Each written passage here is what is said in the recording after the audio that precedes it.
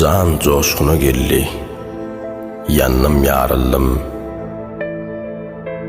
Bağışlasan, neyler yarım ya cebbar. Sanasız söyüştüm, öysüz ayrıldım. Bağışlasan, neyler yarım ya cebbar. Sözleşirdim, sırlaşardım yar bile. Yüreğimde yar hıyali bar bile. Lekin ayrıldılar zor bile.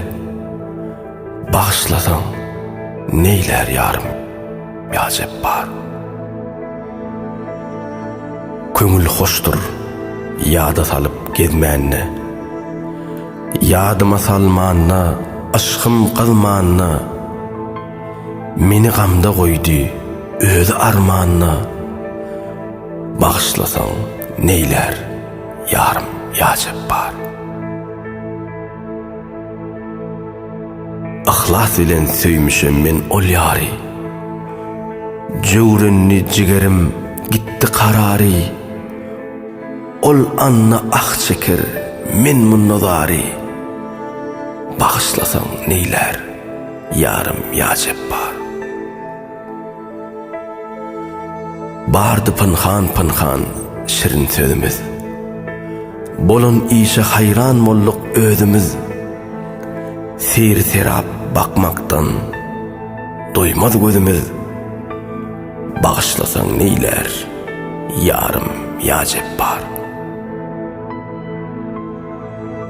Sözüm sana yetmez arzım etmege. İşimin rovacı yoktur yetmege. Dilber derini koymaz meni yatmağa. Bağışlasan neyler yarım ya cebbar. Mağtım ulu dünya köne jahandır. Söyüşmüklük bu desur zamandır. Jürmüm çok olsa keremin kendir. Bağışlasan neyler yarım ya cebbar. Yarım ya cebbar.